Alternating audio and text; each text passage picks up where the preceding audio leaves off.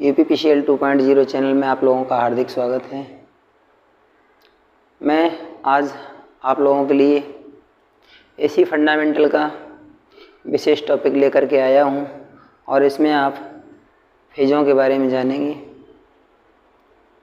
इन phase, out phase, इसके बाद anti phase और क्वाड्रेचर, इन स्थितियों के बारे में जानेंगे। साथ ही साथ जो आपको पिछले जो 2 वीडियो मैंने डाले हैं जिनमें फॉर्मूले आपके दिए गए हैं, आरएमएस वैल्यू,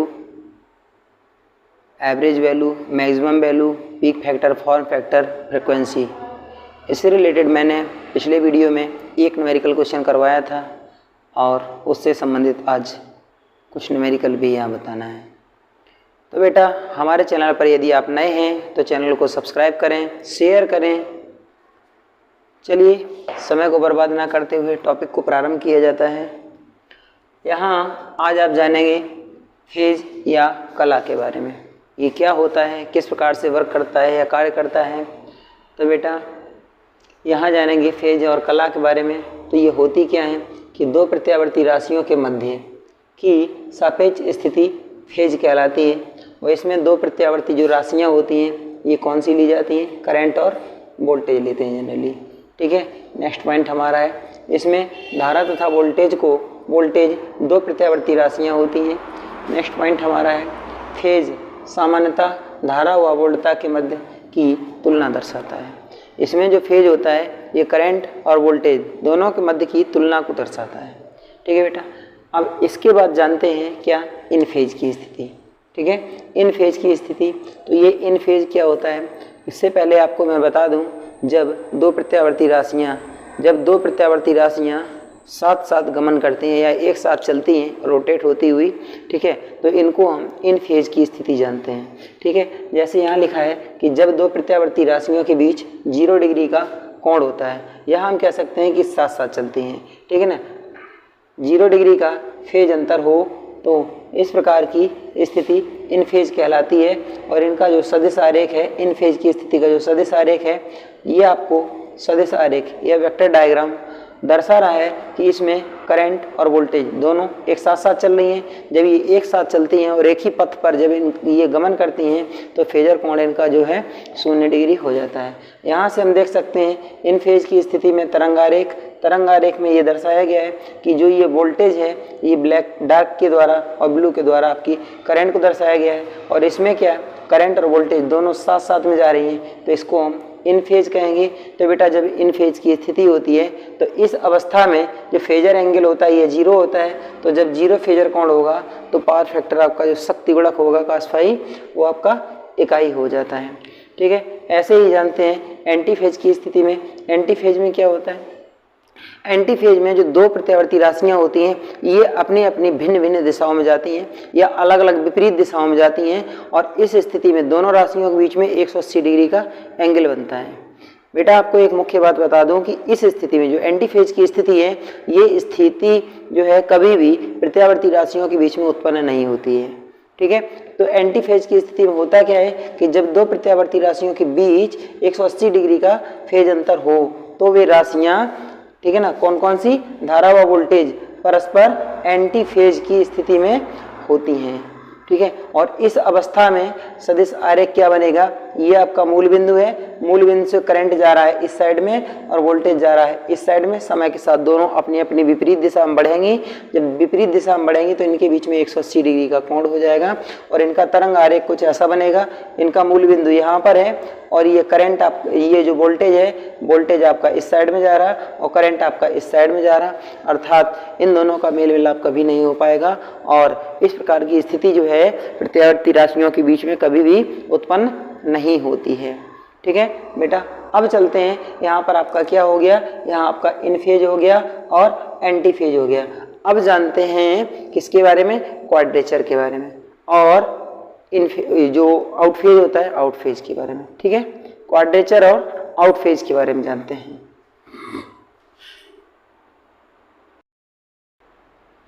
तो बेटा, यहाँ जानते हैं क्वाड्रेचर, आउट फेज और कलांतर के बारे में। ये क्वाड्रेचर क्या होता है? सबसे पहले इस शब्द को पहचानें। क्वाड्रेचर एक ऐसा स्थान होता है, जैसे एक सर्किल है, सर्किल को 4 हिस्सों में काट दीजिए, उसका कोई एक हिस्सा जो बचेगा उसको हम क्वाड्रेचर के नाम से जानेंगे। ठीक है, बात हमारी समझ में आई। यहाँ हम क्या कहना चाह रहे हैं कि जब दो प्रत्यावर्ती राशियों के मध्य धारा व वोल्टता के बीच 90 डिग्री का फेज अंतर होता है तो इस स्थिति को हम क्वाड्रेचर के नाम से जानते हैं, यह स्थिति क्वाड्रेचर कहलाती है। ठीक है, एक बार फिर से जानिए कि जब दो प्रत्यावर्ती राशियों कौन सा धारा और वोल्टेज के बीच में कितने डिग्री का 90 अंश का कोण बने, यहाँ पर 90 डिग्री के बीच कोण बनेगा और इन दोनों के बीच में जब 90 डिग्री का कोण बनेगा तो इनके बीच का जो अंतर होगा इस स्थिति को हम क्वाड्रेचर कहते हैं। अर्थात हम कहेंगे एक अगर सर्किल है, इसको 4 भागों में विभाजित कर दीजिए, इसका कोई भी एक भाग ले लीजिए, इस भाग को हम क्वाड्रेचर के नाम से जानते हैं। तो इसका जो सदिश आरेख बनेगा वो कैसा बनेगा, देखिए करंट हमारा रेफरेंस लिया जाता है इसमें और वोल्टेज को हम अप या डाउन करते हैं। तो इस स्थिति में इन दोनों के बीच में 90 डिग्री का एंगल होना चाहिए। इस कोण को हम फेजर कोण के नाम से भी जानते हैं। ठीक है, और इसका जो तरंग आरेख है, ठीक है ना, ये कैसा बन सकता है, ये क्वाड्रेचर में करंट आपकी 0 से और वोल्टेज 90 डिग्री से हो सकती है, या वोल्टेज 0 से करंट 90 डिग्री हो सकती है। 2 स्थितियों में ये बन सकता है। ठीक है ना, जब ये स्थिति आपको प्राप्त होगी तो यहाँ पर जो पावर फैक्टर प्राप्त होगा आपको शक्ति गुणक बनेगा इसका। ठीक है ना, शक्ति गुणक कितना प्राप्त होगा, 0 प्राप्त होगा और फेजर कोण कितना होगा 90 डिग्री। तो पावर फैक्टर आपका 0 हो जाएगा। इस अवस्था में टोटल पावर आपकी कितनी बनेगी बेटा, 0 बनेगी। ठीक है, टोटल पावर कितनी बनेगी, 0 बनती है। यहाँ पर आउट फेज की स्थिति में क्या होगी, आउट फेज, ये जो हेडिंग पड़ी है ये आपका जो क्वाड्रेचर है बेटा, ये भी एक प्रकार का आउट फेज है, क्योंकि इसमें करंट और वोल्टेज दोनों अलग अलग चल रही हैं। जब करंट और वोल्टेज, ठीक है ना, दोनों अपनी 0 बिंदु को छोड़ करके अन्य किसी भी स्थिति में चलें तो उनको हम आउट फेज कहते हैं। जब विपरीत दिशा में चलेंगी तो उसको एंटी फेज कहते हैं। जब शून्य जो आधार रेखा है, 0 लाइन है, उस लाइन पर साथ साथ काटे तो इन फेज कहते हैं। ठीक है, परंतु यहाँ पर हम क्या कहेंगे, ये भी एक प्रकार का आउट फेज है। इसको पढ़ेंगे जरा क्या लिखा है, जब 2 प्रत्यावर्ती राशियां करंट और वोल्टेज इन फेज तथा एंटी फेज न होकर किसी अन्य फेज में हो तो यह स्थिति आउट फेज कहलाती है। यहाँ क्या है, करंट और वोल्टेज ना तो इन फेज में है और ना ही एंटी फेज में है, दोनों में से किसी भी स्थिति में नहीं है तो यह स्थिति आपकी क्या कहलाएगी, आउट फेज कहलाएगी। आउट फेज में आपका जो वोल्टेज और करंट ऐसे भी हो सकता है और वोल्टेज और करंट कुछ अन्य स्थिति में भी हो सकता है। चलिए ऊपर का हिस्सा साफ करके आपको बढ़िया से समझाते हैं। ये अपनी कॉपी में नोट कर लेना और ये बहुत ज़रूरी है बेटा परीक्षा के लिए, यहाँ से क्वेश्चन आए दिन हमेशा पूछे जाते हैं। ये क्वाड्रेचर शब्द जो है ना, ये बहुत ही ज़्यादा जरूरी। क्वाड्रेचर का मतलब होता है जब करंट और वोल्टेज दोनों परस्पर 90 डिग्री पर होते हैं, ठीक है ना, तो इसको हम क्वाड्रेचर की स्थिति कहते हैं। जैसे कि सिंगल फेज के जो इंडक्शन मोटर होते हैं, सिंगल फेज के इंडक्शन मोटर में करंट जो वाइंडिंग होती है, वाइंडिंग हम परस्पर 90 डिग्री के एंगल पर रखते हैं। ठीक है, तो यहाँ पर देखते हैं कि ये जो आउट फेज है ये कैसी कैसी स्थिति में इसको बनाया जा सकता है। जरा ध्यान देंगे, जैसे मान करके चलिए कि करंट आपका ये रहा, ये आपकी करंट है, आधार रेखा करंट को मानते हैं, इसको रेफरेंस कहते हैं। ये आपकी करंट हो गई। अब क्या करेंगे, ये आपकी करंट हो गई और इधर मैंने वोल्टेज ले लिया, ये आपका वोल्टेज हो गया, ये हो गया फेजर कोण, ये भी आउट फेज है। ठीक है ना, अब इसमें मैंने यहाँ पर करंट ले लिया, इधर मैंने वोल्टेज ले लिया, ये भी आपका आउट फेज है। क्यों आउट फेज है, क्योंकि इसमें वोल्टेज पीछे, इधर वोल्टेज आपकी आगे। ठीक है ना, अगर यहाँ पर ये स्थिति हो गई, ठीक है ना, ये स्थिति हो गई, यहाँ पर करंट, यहाँ वोल्टेज, तो ये भी आपका आउट फेज है। ध्यान देते जाना। अगर आपकी स्थिति बदल करके ये हो गई, यहाँ पर L रहता है, इंडक्टर की पोजीशन में होते हैं ये, और यहाँ पर कैपेसिटर की पोजीशन में होते हैं। ठीक है ना, VC। अगर आपकी ये स्थिति उत्पन्न हो गई तो ये भी आपका आउट फेज में। यदि आपकी यहाँ पर मान करके चलिए कि आपकी करंट हो गई और ये वोल्टेज इधर चली गई, 90 डिग्री से ऊपर नहीं लेते हैं, याद रखना 90 डिग्री से ऊपर नहीं लेते हैं, परंतु मान लीजिए इधर चला गया ये 60-65 डिग्री पर, ठीक है ना, और ये आपकी वोल्टेज हो गई। तो जब ये स्थिति जो है, ये भी स्थिति आपकी ठीक है ना। ये भी स्थिति आपकी क्या कहलाएगी, ये भी आपकी आउट फेज की स्थिति है। और यहाँ पर ये करंट आधार लेंगे और ये वोल्टेज इधर ले लीजिए वोल्टेज, ठीक है ना। और ये भी आपकी आउट फेज की स्थिति। अब कहोगे सर आपने जो है ना करंट को हर जगह आधार बना दिया, तो बेटा करंट को यहाँ बेस माना जाता है।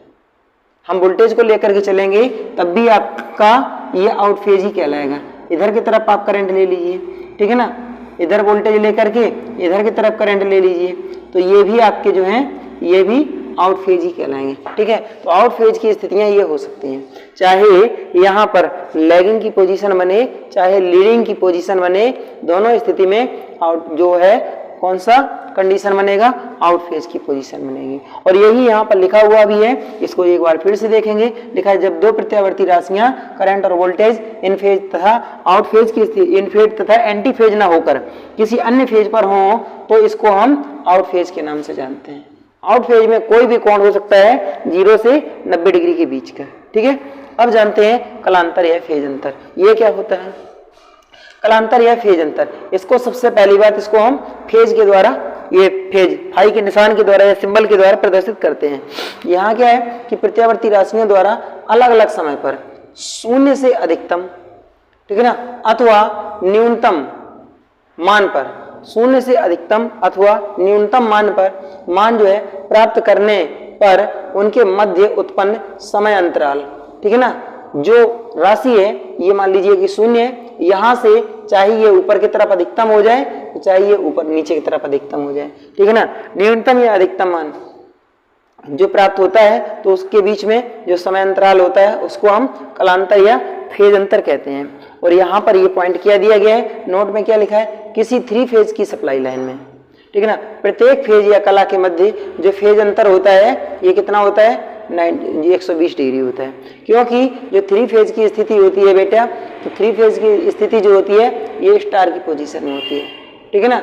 स्टार की पोजीशन में होती है फेज 1, फेज 2 और फेज यहाँ पर 2 रहता है, इधर 3 रहता है। याद रखना ये तीनों फेजों के बीच में परस्पर आपस में 120 डिग्री, 120 डिग्री और 120 डिग्री का अंतराल होता है सभी में, ठीक है ना। ध्यान देंगे 120 डिग्री का अंतराल होता है सभी के बीच में, ठीक है। यहाँ पर जो कलांतर बनेगा 120 डिग्री के। और एक बात आपको बता दें, 3 फेज में ये 120 डिग्री का जो कलांतर होता है इसके कारण मशीनें जो होती हैं 3 फेज की इंडक्शन मोटर सेल्फ स्टार्ट हो जाती हैं। 3 फेज का जो फेज डिफरेंस होता है, इस फेज डिफरेंस के कारण उनमें रोटेशन का गुण होता है और ये स्वतः ही मशीनों को रोटेट करवा देती हैं, ठीक है बेटा। अब जानते हैं कि 3 फेज की स्थिति में कुछ R/V जो 3 फेज होते हैं उन तीनों फेजों के बीच में जो समीकरण आपके बन सकते हैं इंस्टेंटेनियस वैल्यू के, ताक्षणिक मान के, वो बताते हैं। प्लस पिछले आपके जो मैंने पिछले वीडियो में जो फॉर्मूले बताए हैं, ठीक है ना, कौन कौन से, RMS मान, औसत मान, पीक फैक्टर, फॉर्म फैक्टर और आपकी फ्रिक्वेंसी, और इसके साथ साथ में आपकी जो ओमेगा होता है, ठीक है ना, इससे रिलेटेड जो आपके क्वेश्चन बन सकते हैं, कोणीय चाल ओमेगा, ठीक है ना, उनको हम सभी को न्यूमेरिकल क्वेश्चन यहाँ पर आपको बताने की कोशिश कर रहे हैं, ठीक है बेटा। तो इन सभी स्थितियों को क्या करेंगे, अपनी कॉपी में नोट कर लेंगे। जब नोट कर लेंगे तो आप इसको पलट करके दोबारा देख सकते हैं अपनी कॉपी में उठा करके। और एक बात आपको बता दें कि बेटा यदि आप हमारे चैनल पर नए हैं तो चैनल को लाइक शेयर सब्सक्राइब करना ना भूलें, ठीक है। चलिए चलते हैं कुछ न्यूमेरिकल क्वेश्चन पर। चलिए बेटा जानते हैं कुछ इन स्थितियों के बारे में जो यहाँ दर्शाई गई हैं। यहाँ पर क्या दिया गया, एक 3 फेज लाइन में R/V फेज के मध्य कलांतर। जो 3 फेज की सप्लाई होती है उस 3 फेज की लाइन में जो तीनों फेज होते हैं R/V या फेज सीक्वेंस कभी भी पूछेगा तो याद रखना 3 फेज की सप्लाई में 3 फेज की लाइन का फेज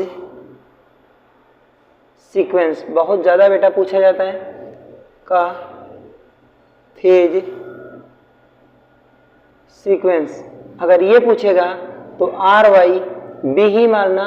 यहाँ पर XYZ या UVW दिए होते हैं, ठीक है, परंतु आप R/V मारना। यहाँ पर कभी कभी इनको उल्टा लिखा जाता है, तो याद रखना 3 फेज लाइन का फेज सीक्वेंस अगर कभी भी पूछा जाए, ऐसे बहुत ज़्यादा रिपीट होता रहता है परीक्षाओं में, यूपीपीसीएल में और एसएससी में भी ये खूब आता है। तो इसको जब ये लाइन है, जब ये वैल्यू पूछा जाए तो आप R/B ही मानना, परंतु यहाँ पर क्या दिया गया है, R फेज की वोल्टता।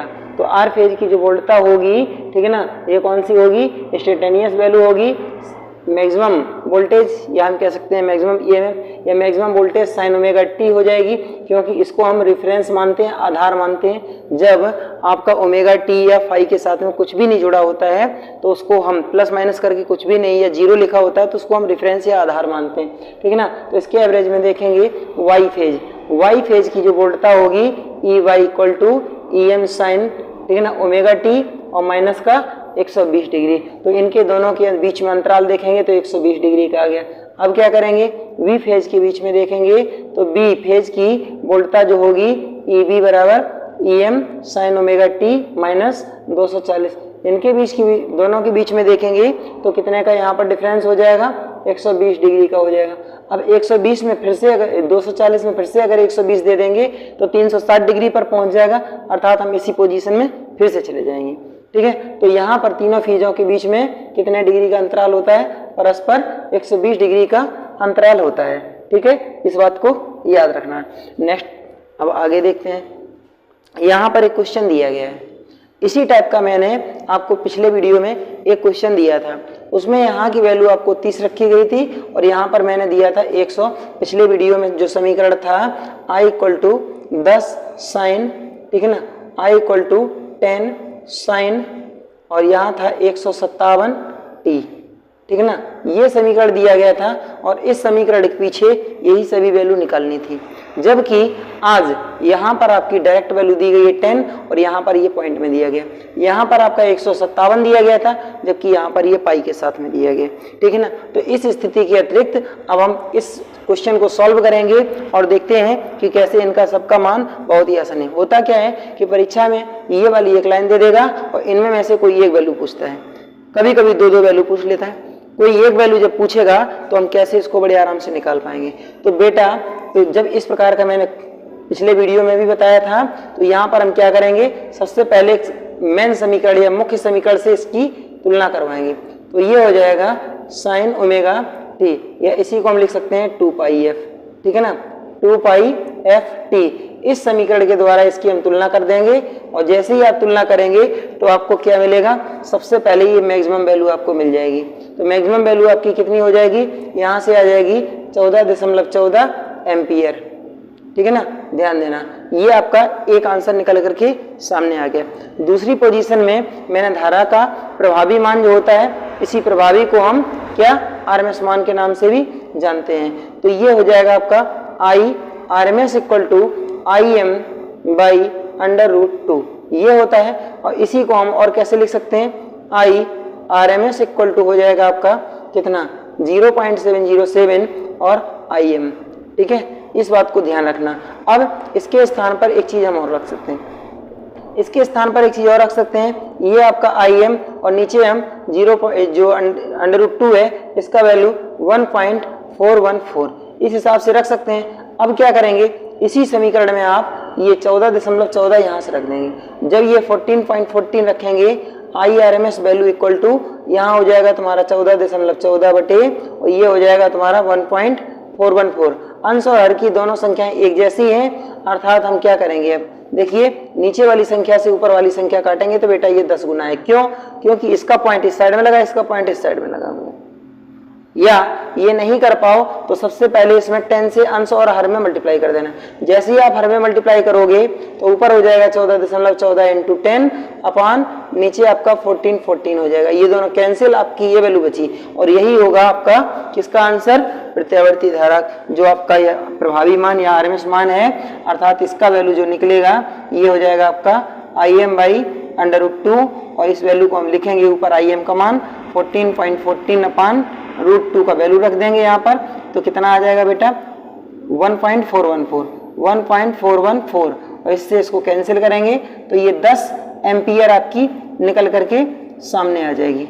अब बेटा मैंने आपको कल एक पॉइंट दिया था कि जब हमारे पास RMS वैल्यू होती है तो हम औसत वैल्यू एक ही बार में तुरंत कैसे निकाल सकते हैं। तो यहाँ औसत वैल्यू हम आपको दो तरीके से निकाल करके दिखा रहे हैं। पहले शॉर्टकट बताते हैं, ठीक है, पहले हम शॉर्टकट बताते हैं, उसके बाद फिर इस फॉर्मूले में रखेंगे। सबसे पहले मैंने बताया था जब हमको कौन सी एवरेज वैल्यू निकालनी है तो 0.09 कर दीजिए, 0.9 IRMS, ये वैल्यू आपके पास है, इसी में रख दीजिए। तो ये हो जाएगा आपका 0.9 × 10 = 9 आपका वैल्यू आ गया।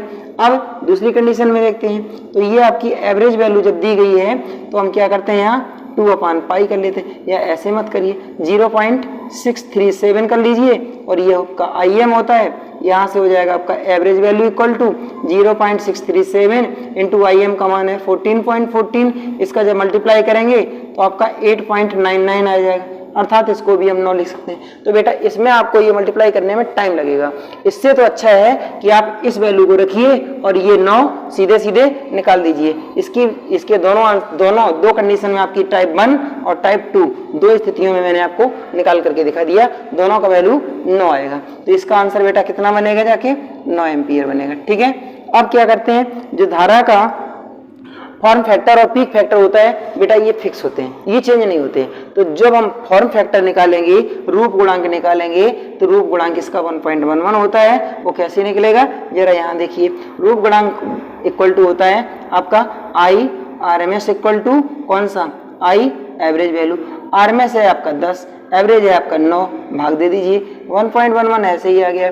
और पीक फैक्टर में क्या होता है, हम सबसे पहले पीक वैल्यू लेते हैं, पीक फैक्टर इसका भी वैल्यू हमेशा फिक्स होता है। तो पीक फैक्टर में हम क्या लेंगे, पीक फैक्टर में आपका 14 है, ठीक है। यहाँ हम रखेंगे IM और बटे नीचे हम रखेंगे कितना, IM बटे √2, क्योंकि जिया तरंग है, इसको ऊपर ले जाइए, ये दोनों कैंसिल, √2 आपका बचा, इसका मान होता है 1.414। ये वैल्यू साइन वेव में हमेशा फिक्स होती है और इसके कोई मात्रक भी नहीं होते। अब ओमेगा का वैल्यू हम कहाँ से निकालेंगे, ओमेगा का वैल्यू बेटा यहाँ से निकालेंगे। ये देखिए, ये पूरा का पूरा वैल्यू जो है ना, ये ओमेगा है, तो ओमेगा का वैल्यू यहाँ से है 100π। अब हमको क्या निकालना है, अब ये रेडियन प्रति सेकेंड में होता है बेटा, रेडियन प्रति सेकेंड में होता है ये वैल्यू, ठीक है। अब हम क्या निकालेंगे, फ्रीक्वेंसी की वैल्यू निकालें। कौन सी फ्रीक्वेंसी, सप्लाई फ्रीक्वेंसी। ये वैल्यू हमको कहाँ से मिलेगी, चलिए इस वैल्यू को हम इधर निकालना है, इस वैल्यू को निकालेंगे, इसको नोट कर लेना अपना, ठीक है बेटा, इसको नोट कर लेना।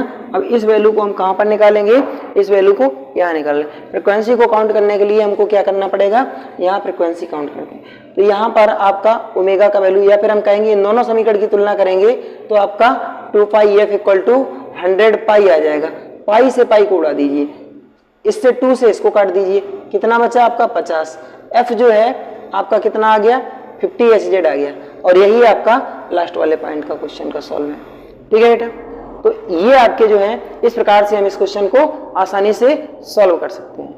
अब आपको HW के लिए एक क्वेश्चन दे रहे हैं और बेटा इसको इसी क्वेश्चन के आधार पर आप लोग सॉल्व करना। मैंने आपको इससे संबंधित सभी पॉइंट मैंने बताए हैं। जैसे मैं यहाँ पर एक आपको HW के लिए क्वेश्चन दे रहा हूँ, इसी आधार पर उसको सॉल्व करना, बड़े आराम से सॉल्व हो जाएगा, कोई भी झंझट नहीं है बेटा। इनमें से ये प्रश्न जो है, एक ये क्वेश्चन रहेगा, ये वाला एक क्वेश्चन रहेगा, और इनमें में से परीक्षा में कोई एक पॉइंट पूछा जाता है, क्योंकि उसको 1 नंबर देना है तो 1 ही पॉइंट पूछेगा, ठीक है। और 1 पॉइंट जब पूछेगा तो ये सभी हल नहीं करने हैं, वहां पर एक ही हल करना है, ठीक है। जब आपको सब आएंगे तो आपको 1 भी आ जाएगा, ठीक है। अब आपको HW के नंबर की बारी आती है, ठीक है। इसको नोट कर लेना अपनी कॉपी पे बढ़िया से। HW वाला जो क्वेश्चन है वो हम आपको यहीं पर दे रहे हैं, प्रदान कर रहे हैं, ठीक है। HW वाला क्वेश्चन देखेंगे,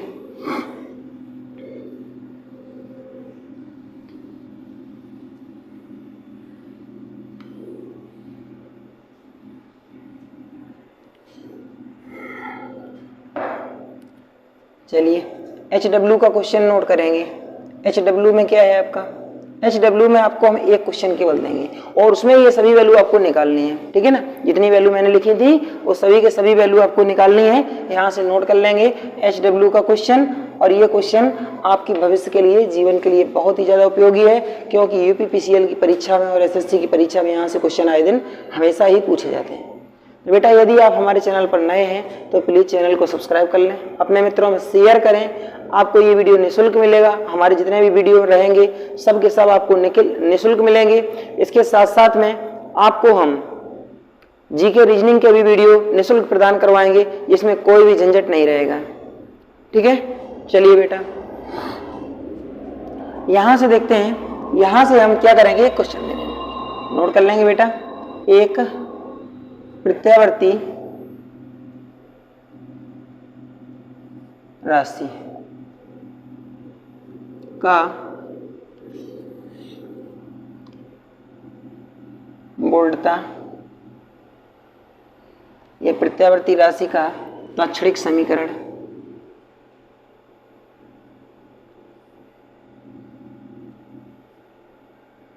निम्नवत दिया गया है।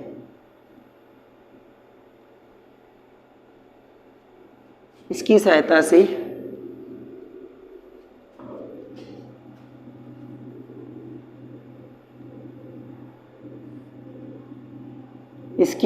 से दिए गए प्रश्नों को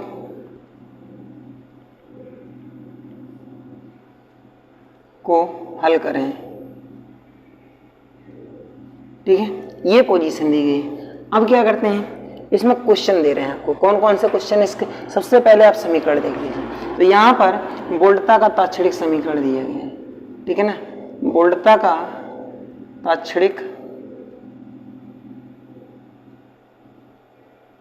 समीकरण।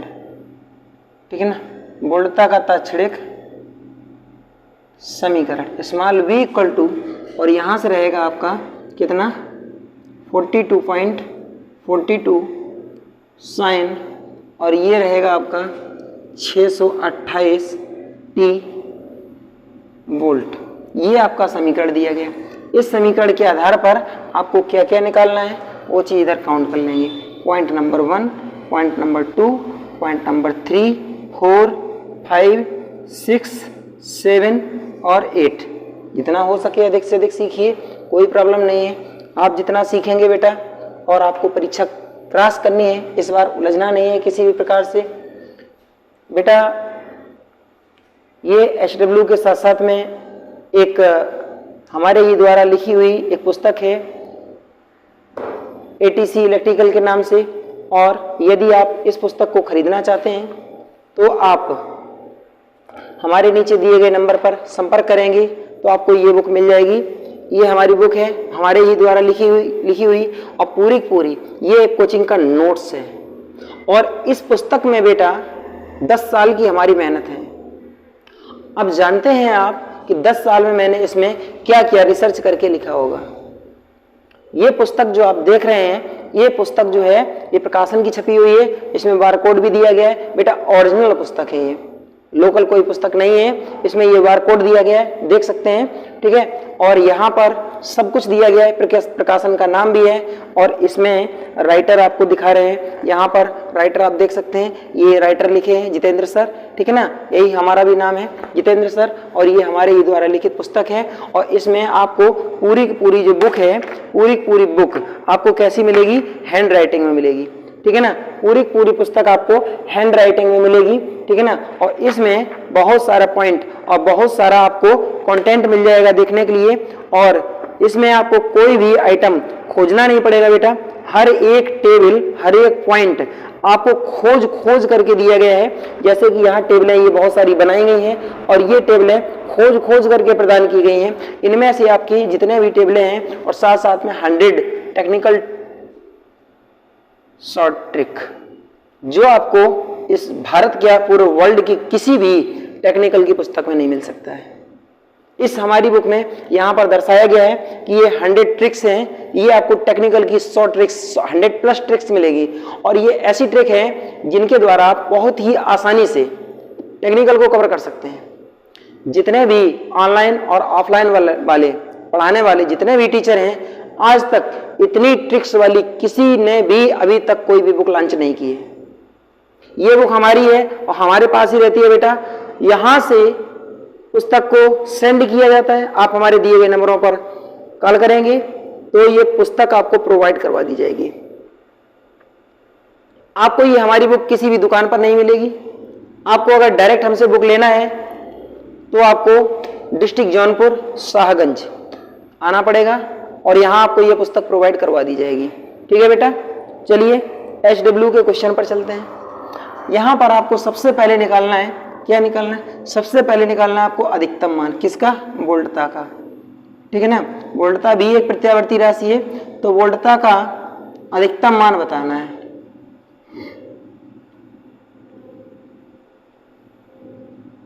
वोल्टता का अधिकतम मान क्या निकालना है? Vm निकालना है, नंबर 1 क्वेश्चन। दूसरा आपको बताना है वोल्टता का प्रभावी मान, ये क्या होता है? RMS होता है। ठीक है ना, फिर क्या बताना है? वोल्टता का औसत मान, इसको क्या कहते हैं? एवरेज कहते हैं, ये हो जाएगा V एवरेज। इसके बाद क्या बताना है आपको? रूप गुणांक बताना है, रूप गुणांक बताना है, इसको कहते हैं हम फॉर्म फैक्टर KF बताना है। इसके बाद क्या बताना है? पीक फैक्टर, शीर्ष गुणांक, इसको कहते हैं पीक फैक्टर KP बताना है। इसके बाद आपको कोणीय आवृत्ति बताना है, कोणीय आवृत्ति बताना है, ओमेगा। ठीक है ना, इक्वल टू क्वेश्चन मार्क, किसमें? रेडियन प्रति सेकंड में। ठीक है ना, इसके बाद आपको सप्लाई आवृत्ति बताना है,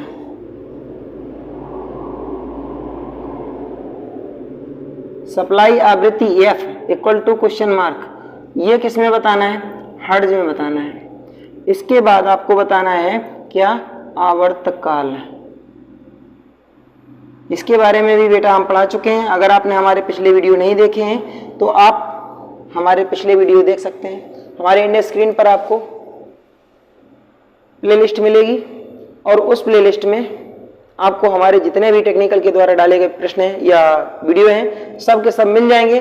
तो बेटा लगभग 50 वीडियो के आसपास हमारे टेक्निकल के होंगे, बाकी होंगे तो बहुत सारे, लगभग 300 के आसपास वीडियो होने वाले हुए हैं। तो बेटा आप लोग बने रहेंगे हमारे चैनल पर, हमको भी खुशी होगी और हमको भी ये मौका मिलेगा कि हाँ हमारा पढ़ाया हुआ, जितेंद्र सर का पढ़ाया हुआ कोई स्टूडेंट सक्सेस हुआ है। बेटा हमारे यहाँ से ऑफलाइन क्लास से हमेशा किसी भी वैकेंसी, कोई भी वैकेंसी आएगी तो हमारे यहाँ से हमेशा स्टूडेंट सक्सेस होते हैं। बहुत सारे स्टूडेंट हमारे से निकल करके गए हैं। बेटा कोचिंग छोटी है तो क्या हुआ, हम सबकी बराबरी नहीं कर सकते हैं, परंतु सबसे ज़्यादा सिलेक्शन देते हैं। परसेंटेज अगर निकाल करके देखेंगे तो यूपी में सबसे ज़्यादा परसेंटेज हमारा है, निकाल करके कभी देख लीजिए। हाँ पाया तो गया है, इलाहाबाद, फैजाबाद या दिल्ली, मुंबई कहीं भी जाएंगे देखेंगे, हाँ किसी कोचिंग से 100 बच्चे हो गए, 200 बच्चे हो गए, 250 बच्चे हो गए, लेकिन उसमें नंबर ऑफ कैंडिडेट कितने थे? कैंडिडेट की संख्या तो पहले देख लीजिए, 3000 बच्चों में से अगर 200 बच्चे उन्होंने निकाल दिए तो क्या निकाल दिए? हमारे यहाँ से 50% पिछली बार सिलेक्शन हुआ था। बेटा कोचिंग छोटी है, केवल 10 कैंडिडेट ने परीक्षा दी थी और 10 में से 5 कैंडिडेट का सिलेक्शन हमने करवाया था यहाँ से। और हमारे साथ साथ में कोई भी हमारी टीम नहीं है, स्वयं अकेले ही पढ़ाता हूँ सभी सब्जेक्ट, और इतनी भी दम रखता हूँ कि आप लोगों को सब के सब सब्जेक्ट अकेले ही पढ़ा सकता हूँ। चलिए बेटा, तो ये आपका आज का जो है HW था। इसके साथ साथ में बीच में मैंने एक टॉपिक और पढ़ाया था, वो कौन सा था? वर्गाकार तरंग से रिलेटेड। याद करिए जरा, आयताकार तरंग या वर्गाकार तरंग, इससे रिलेटेड अभी मैंने न्यूमेरिकल क्वेश्चन नहीं बताया है। एक न्यूमेरिकल क्वेश्चन इससे रिलेटेड आपको यहाँ पर बताता हूँ, क्योंकि वो बहुत ही सरल या आसान होता है। ठीक है, चलिए चलते हैं, अपना इसको नोट कर लेना बेटा, बहुत ही जरूरी है ये क्वेश्चन, और इनको सॉल्व करिए बढ़िया से, अपने जीवन को सक्सेस करिए, बहुत अच्छा खुशी मिलेगी हमको। चलिए हटाइए इसको, चलिए देखते हैं नेक्स्ट पोजीशन। अगली पोजीशन जो है वो क्या दी गई है? आपको बताया था मैंने वर्गाकार तरंग से रिलेटेड। चलिए क्वेश्चन देखते हैं। एक वर्गाकार तरंग में धारा का अधिकतम मान, धारा का अधिकतम मान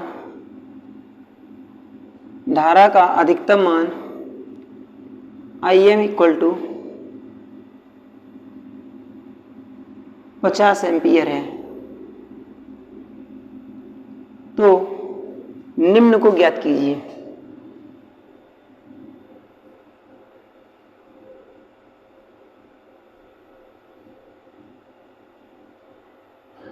तो बेटा यहाँ पर आपका ये क्वेश्चन था, तो निम्न को ज्ञात कीजिए। इसमें आपको क्या क्या ज्ञात करना है? नंबर 1, इसमें आपको यहाँ पर मैक्सिमम वैल्यू दी गई है, तो सबसे पहले आपको RMS मान निकालना है, ठीक है ना। RMS मान कौन सा? IRMS, ठीक है। दूसरे नंबर पर आपको औसत मान निकालना है, ठीक है ना। औसत मान बताना है, औसत मान में होगा I एवरेज, ठीक है ना। इसके बाद 3 नंबर पर आपको बताना है, क्या बताना है यहाँ पर? इसके बाद आपको फॉर्म फैक्टर बताना है, फॉर्म फैक्टर KF बताना है, ठीक है ना। इसके बाद आपको पीक फैक्टर बताना है, ठीक है। इसके बाद आपको पीक फैक्टर बताना है KP, इनकी सबकी वैल्यू आपको बतानी है। चलिए बेटा, मैंने क्या बताया था, इस क्वेश्चन के न्यूमेरिकल को देखते हैं। ऐसा भी क्वेश्चन परीक्षा में कभी कभी आ जाता है, एग्जामिनर महोदय सीधे हो जाते हैं तो बड़े आराम से ऐसा क्वेश्चन है। इसमें बिल्कुल उलझन नहीं है बेटा। जो वर्गाकार तरंग होती है, चाहे वो वर्गाकार हो चाहे वो आयताकार तरंग हो, जब वर्गाकार और आयताकार तरंग होगी तो पोजीशन क्या होगी यहाँ पर, जरा बना करके देखते हैं। हम यहाँ पर वर्गाकार लिखे हैं, तो वर्गाकार की पोजीशन क्या होगी? स्क्वायर बना करके यहाँ पर तरंग जो है ना इस रूप में आगे बढ़ती है। जब यहाँ पर वर्ग बना करके तरंग आगे बढ़ेगी तो पोजीशन क्या होगी? वर्ग बना करके आगे जब तरंग बढ़ेगी तो यहाँ बेटा देखते हैं कि ये आपकी माइनस की मैक्सिमम है और ये आपकी प्लस की मैक्सिमम। जब ये तरंग आपकी बनेगी तो ये आपकी वर्गाकार तरंग है, और इस स्थिति में जो आपका अधिकतम मान होता है, ठीक है ना, जो आपका अधिकतम मान होता है IM, जो आपका मैक्सिमम वैल्यू होता है कौन सा? IM, यही होता है आपका IRMS और यही होता है आपका I एवरेज, ठीक है। औसत मान भी यही होता है और अधिकतम मान भी यही होता है। जब ये सभी वैल्यू आपस में बराबर हो जाएंगी, और अगली कंडीशन, तो यहां से हम KF फॉर्म फैक्टर जो होता है वो हम कैसे निकालते हैं? IRMS अपॉन I एवरेज होता है, औसत वैल्यू, ठीक है ना। RMS मान बटे औसत मान, RMS मान का वैल्यू आपका IM है, औसत मान का भी मान आपका IM है, दोनों कैंसिल, अर्थात इकाई वैल्यू आएगा। इसका मान कितना आ गया? 1। अब निकालते हैं KP, तो KP में क्या होता है? पीक फैक्टर होता है IM बटे IRMS होता है, तो इसका वैल्यू कितना हो जाएगा? ये हो गया आपका IM और इसका वैल्यू भी यही हो गया। यहाँ भी आप IM रख दीजिए तो ये दोनों कैंसिल हो जाएंगे, इसका वैल्यू भी 1 हो गया, ये भी आपका आंसर 1 आ गया। और ये आपस में सब बराबर होते हैं। जब बराबर होंगे तो बेटा इनके बराबर में यहाँ पर मैक्सिमम वैल्यू का मान कितना दिया गया? ये दिया गया 50 एम्पियर। तो इनका सबका वैल्यू आपस में बराबर होगा, तो बेटा इसका आंसर भी आपका 50 एम्पियर होगा और इसका आंसर भी आपका 50 एम्पियर भी होगा, ठीक है ना। तो याद रखना, यहाँ मैक्सिमम का वैल्यू जो है ये कितना दिया गया था? ये आपका 50 एम्पियर दिया गया था, ठीक है। हमारी बात समझ में आई? जो यहाँ पर आपको यदि वर्गाकार तरंग का ये क्वेश्चन मिलेगा तो इसको प्रश्न को बहुत ध्यान से, इसके बाद ध्यान से पढ़ेंगे, उसके बाद इसको सॉल्व करेंगे, ठीक है। हमारी बात समझ में आई? तो बेटा इसके बाद आपको शुद्ध प्रतिरोधी परिपथ के बारे में, और शुद्ध प्रतिरोधी, शुद्ध धारितीय और शुद्ध प्रेरकीय, ये सभी की सभी कंडीशन आपको हमारे नेक्स्ट वीडियो में मिलेगा। मैंने 3 कंडीशन बताई हैं, शुद्ध प्रतिरोधी, pure resistive, pure capacitive, pure inductive. तीनों की पोजीशन आपको हम कल के मतलब अगले टर्न के जो वीडियो रहेगा उस वीडियो में देंगे, और ये वीडियो जो रहेगा आप लोगों के लिए बहुत ही बेहद खास रहेगा और बहुत ही ज्यादा बारीकी से आपको बताएंगे और बहुत ही मजा भी आएगा। और इतना ज्यादा मजा आएगा कि बेटा मजे के साथ साथ में परीक्षा में 110% क्वेश्चन जरूर फंसता है। बेटा मैंने बताया 100% क्वेश्चन जरूर आता है। मैंने आपको 3 स्थितियां बताई हैं, ठीक है ना, प्योरली रेजिस्टिव, प्योरली कैपेसिटिव और प्योरली इंडक्टिव। इनसे रिलेटेड अगर ये वीडियो आपने अगर छोड़ दिया तो जान लीजिए कि एसी फंडामेंटल आपको जिंदगी भर समझ में नहीं आ सकता है।